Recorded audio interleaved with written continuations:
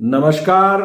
मैंने जय कृष्णमूर्ति और डेविड बून के बीच का एक डिस्कशन शब्द वो कभी लाइक नहीं करते, लेकिन एक चार चीजों पर उन लोगों ने एक बहुत अच्छी बातचीत करी है और उस बातचीत को मैं आपके सामने रखना चाहता हूं। वो चार कौन सी शब्द हैं या कौन सी ऐसी बातें हैं जिन पे कि वो बात कर रहे हैं, और वो अति महत्वपूर्ण सभी लोगों के लिए है। एक तो है रियलिटी, दूसरा है इंटेलिजेंस, तीसरा है विजडम और चौथा है ट्रुथ।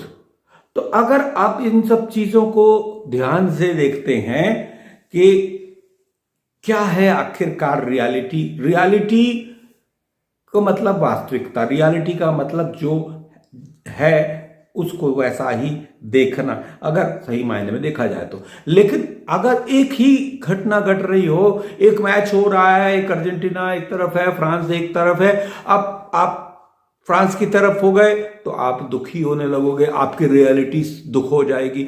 और अगर आप अर्जेंटीना की तरफ हो गए आप खुश हो जाओगे क्योंकि अर्जेंटीना जीत गया।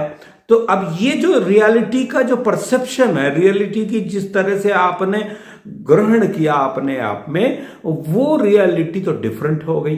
तो रियलिटी ट्रुथ नहीं रही, रियलिटी डिफरेंट, इंडिविजुअल्स की रियलिटी डिफरेंट हो गई, उनके अपने माइंड सेट के कारण डिफरेंट हो गई। कोई दो लोग लड़ रहे हैं, उनमें से एक आपका मित्र है, एक आपका मित्र नहीं है, तो आप मित्र के पक्ष में होगे। भले ही मित्र गलत हो तब भी आप कहोगे कि नहीं, ये तो सामने वाला गलत है। तो इस तरह से एक पक्षपात पूर्ण चीजों को भी अपन रियलिटी में गिन सकते हैं, क्योंकि आपका एक माइंडसेट है, आपकी पहले से एक धारणा है। अब ये रियलिटी को हमने समझने की कोशिश करी। रियलिटी अपने आप में ट्रुथ नहीं है, रियलिटी एक वस्तु परख परीक्षण के लिए तो कहती जरूर है, और कोर्ट्स भी जब इसकी बात करते हैं तो वो रियलिटी को इसी तरह से देखना चाहते हैं कि वो सत्य हो। लेकिन मैं आपको पहले कह रहा हूं कि वो रियलिटी सत्य नहीं है और सत्य से थोड़ा सा पीछे है। अब दूसरी बात आ गई इंटेलिजेंस। इंटेलिजेंस क्या है और विजडम क्या है? अब मैं बहुत जल्दी में, वो लोग 1.5 घंटे बातचीत किए हैं, दोनों महानुभाव बहुत ही परम विद्वान व्यक्तित्व हैं, और उनका चीज को मैं 10 मिनट में समेटूं ये जरा बहुत बड़ी जबरदस्ती होगी, लेकिन मैं कोशिश करूंगा, क्योंकि आप लोग तो 10 मिनट क्या 5 मिनट भी मेरा वीडियो देखेंगे इसकी संभावना कम होती है। लेकिन फिर भी मैं आशा करता हूं कि आप इस मैटर को देखोगे कि 1.5 घंटे की चीज को मुझे 10 मिनट में अगर करना है तो आपको पूरा वीडियो देखना पड़ेगा, नहीं तो फिर बात कुछ समझ में आएगी नहीं। अभी रियलिटी पे मैंने थोड़ी सी प्रकाश डाला, अभी इसके बाद मैं आपको इंटेलिजेंस की बात करता हूं। इंटेलिजेंस अगर आप जैसे देखते हो कि सरकारें और पूरी दुनिया भर में अंतरराष्ट्रीय स्तर पे भी इंटेलिजेंस की बातचीत होती है कि इंटेलिजेंस इनपुट आया है कि फला जगह पे ये खतरा है, वो खतरा है, और इंटेलिजेंस इनपुट होने के बाद सरकारें सतर्क होती हैं, पुलिस प्रशासन सतर्क होता है, एडमिनिस्ट्रेशन सतर्क होता है, उस सावधानियां उस हिसाब से ली जाती हैं, रूट का ट्रैफिक उस तरह से चेंज किया जाता है। कई बार रूट जो डिक्लेयर होता है उस रूट से नहीं जाके दूसरे रूट से लेकर के जाया जाता है किसी खास व्यक्ति को, जो मूवमेंट होता है उसमें। तो अब आप देखो कि इंटेलिजेंस शब्द आता, तो इंटेलिजेंस का मतलब है एक प्रकार की जो चीजें जो जाकर के कुछ लोग पब्लिक में जाते हैं और प्रभावित जो क्षेत्र जहां से कि गुजरना है, जहां पर की सभा होना, वहां जाते हैं और वो वहां पे जाकर के देखते हैं, मिलते हैं लोगों से, और ऐसे मिलते हैं लेकिन बिना इंटरफियर किए, बिना किसी प्रकार से अपनी आइडेंटिटी को दिखाए, और फिर वो वहां पे जाकर के जैसे सूंघते हैं। जैसे अगर आप देखेंगे कि गाय भैंस जाकर के घास चरे के पास में, वनस्पतियों के साथ में, झाड़ी झड़ियाटी के पास जाकर के, बकरी, गाय, भैंस, जिस भांति सभी पशु पक्षी जो हैं वो सुगंध के जरिए, गंध के जरिए और आंख के जरिए, गंध के जरिए ज्यादातर वो अपने भोजन को परखते हैं, देखते हैं, और तब वो भोजन करते हैं, और उनको पता लग जाता है कि ये भोजन विषयुक्त है या नहीं। ये एक प्रकार की इंटेलिजेंस है। और वो अगर आप देखेंगे कि मनुष्य और पशुओं के बीच में कौन ज्यादा, जिसके पास इंटेलिजेंस अच्छी है, तो मैं कहूंगा पशुओं के पास ज्यादा अच्छी है। वो दूर से खुशबू पानी की सूंघ लेते हैं। मृग जो है, जो मरुस्थल में ऊंट जो है, वो पानी का खुशबू को सूंघ लेता है और उस दिशा में वो आदमी से ज्यादा बेहतर ढंग से उस पानी के सोर्स के पास पहुंच जाता है। तो इस भांति से जब आप देखेंगे कि पशुओं की इंटेलिजेंस बहुत बेहतर है। मैं इंटेलिजेंस शब्द को समझाने के लिए आपको थोड़ी सी बात कर रहा हूं। इंटेलिजेंस एक शब्दों की भाषा नहीं है। इंटेलिजेंस का मतलब शब्द को संग्रह करना नहीं है, इंफॉर्मेशन को गैदर करना। तो थोड़ी बहुत जो सरकारी इंटेलिजेंस, जो सीआईडी, सीबीआई या कोई और दूसरे बहुत सारे जो पुलिस के और अनुसांगिक संगठन होते हैं, बहुत सारे ऐसे संगठन जिसके नाम भी हमें नहीं पता होते हैं, वो इंटेलिजेंस को गैदर करते हैं। लेकिन वो इंटेलिजेंस कई बार जब प्रेषित की जाएगी तो वर्ड्स में प्रेषित की जाएगी, पर वो अनुभव करने का भी एक विषय। हालांकि वो इंटेलिजेंस और पशुओं में जो एक इंटेलिजेंस जिसकी मैंने बात की कि पानी को सूंघना या खाने को दूर से सूंघ लेना और बहुत दूर से पता लगा लेना कि कोई शत्रु आ रहा है, ये पशुओं के भीतर में इंटेलिजेंस मौजूद है। शेर का मूवमेंट होता है जंगल में तो छोटे पशु पक्षियों को पता लग जाता है कि कोई बड़ा जानवर मूवमेंट कर रहा है और वो खतरनाक हम उनके अस्तित्व के लिए हो सकता है, तो इसलिए वो इंटेलिजेंस कही जाएगी। और वो इंटेलिजेंस आदमी की इंटेलिजेंस से कई गुना ज्यादा बेहतर इंटेलिजेंस है। तो मैं इसको इंटेलिजेंस कह रहा हूं। अब तीसरी बात आगे पहले रियलिटी में हमने थोड़ी बात करी, अभी इंटेलिजेंस पे हमने बात करी। अभी इसके बाद एक शब्द आता है विजडम। अब ये विजडम क्या है? साधारण मैं अपन हिंदी में अनुवाद करने की कोशिश करेंगे, चतुर कहा जाएगा, कुशल कहा जा सकता है शायद। लेकिन वास्तव में अगर आप इस शब्द को किसी भी शब्द को आप अनुवाद करके कभी भी नहीं समझ सकते। आप किसी भी शब्द को सिर्फ डिक्शनरी से कभी नहीं समझ सकते, क्योंकि शब्द वो नहीं दिखाता है जो कि वास्तव में कोई चीज होती है। तो अब इसको आप what word is describing is not, it is not describing the described. ये अंग्रेजी में कैसे कहा जाता है कि जिसका आप वर्णन कर रहे हो, आप वास्तव में उसको नहीं वर्णन कर पा रहे हो, केवल एक नाम और शब्द दे रहे हो। तो अब ये शब्दों से तो ज्ञान होता नहीं। अब चीज ये आई कि विजडम क्या है। तो विजडम एक ऐसी चीज है कि जब आपने रियलिटी देखी, फिर आपने इंटेलिजेंस, आपको कुछ पता चला, आपके सेंसरी ऑर्गन्स ने, आपके रसना ने, नाक ने, कान ने और त्वचा ने और आपकी सब अनुभूतियां पूरी इकट्ठी हुई और आपके मन को कोई मैसेज आ गया और फिर आपको पता लगा कि ये चीज ऐसी ऐसी आ रही है हमारे सामने में, तो ये इंटेलिजेंस हो गया। और इंटेलिजेंस के आधार पर आप जब कोई एक्शन करोगे, वो एक्शन किस पे बेस होगा?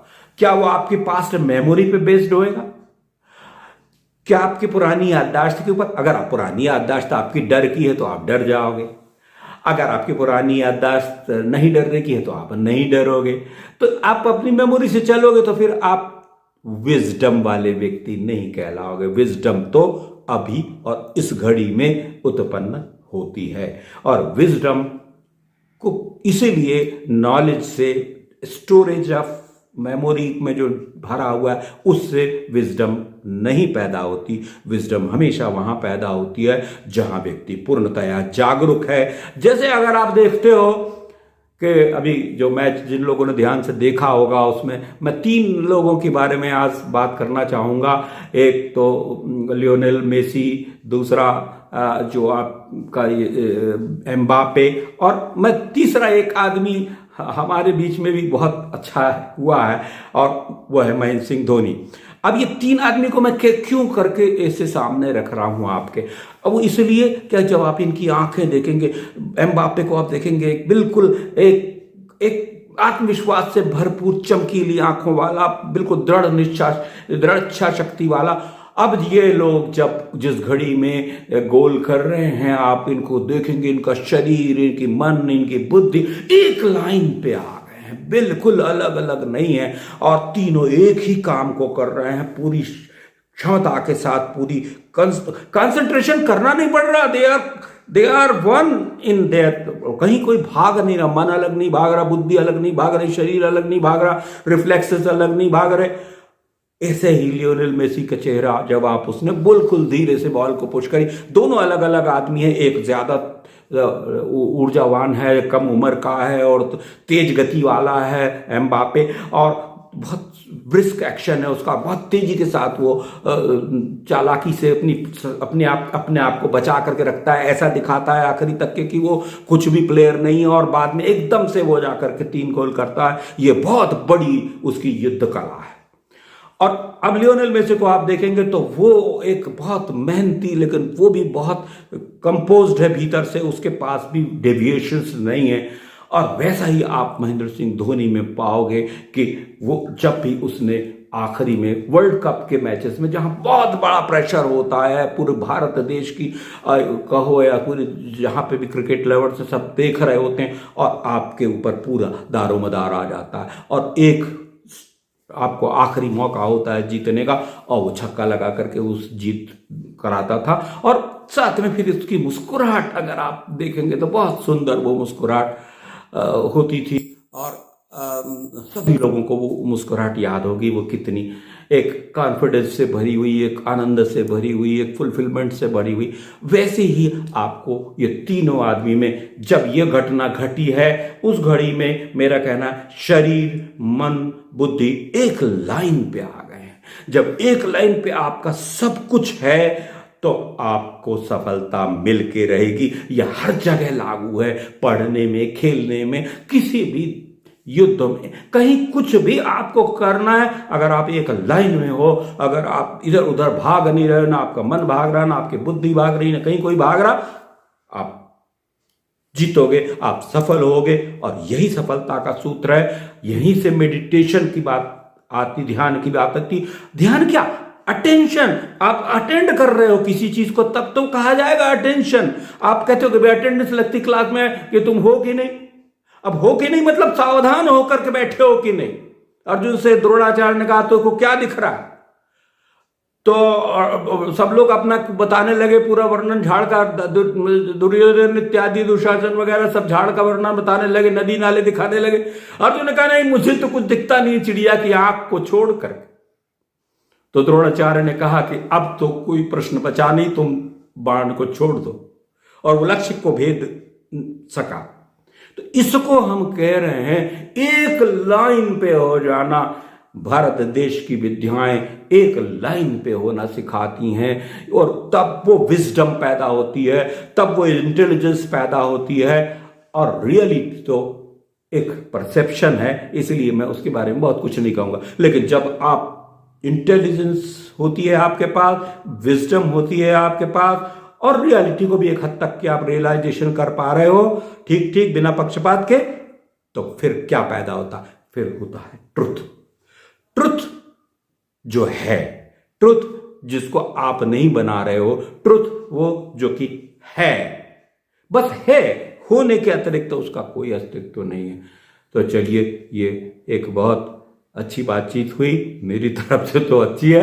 अब आपको कैसी लगती है ये मुझे लाइक्स दें और शेयर करें, और लिखें कमेंट्स में, और खराब लगे तो भी लिखें कमेंट्स, खराब कमेंट्स भी लिखेंगे, मुझे कोई मैं विजडम में रहूंगा उस समय में, और मुझे कोई गुस्सा नहीं आएगी, क्योंकि मैं विजडम के साथ चलूंगा आपके, और मैं कोशिश करूंगा कि आपके सुझावों को इनकॉर्पोरेट करूं, और अच्छा काम मैं करने की कोशिश करूं।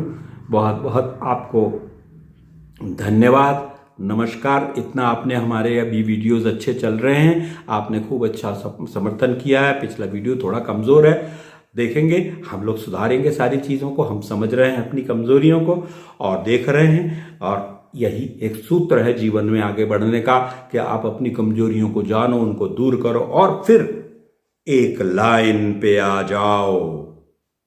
ठीक, मन, बुद्धि, शरीर, और मैं आत्मा की बात अभी नहीं करता। आत्मा को आप ना आप जानते हैं ना, मैं जानता हूं, तो ये बात करना बेकार। जो जिसको नहीं जानते उसकी बात मत करें। और मन, बुद्धि, शरीर को तो आप जानते हो, इनको तो ठीक करो। बाद में देखेंगे कि कुछ होती भी है कि नहीं आत्मा, ये इस पे बात करेंगे कभी। बहुत बहुत धन्यवाद, नमस्कार।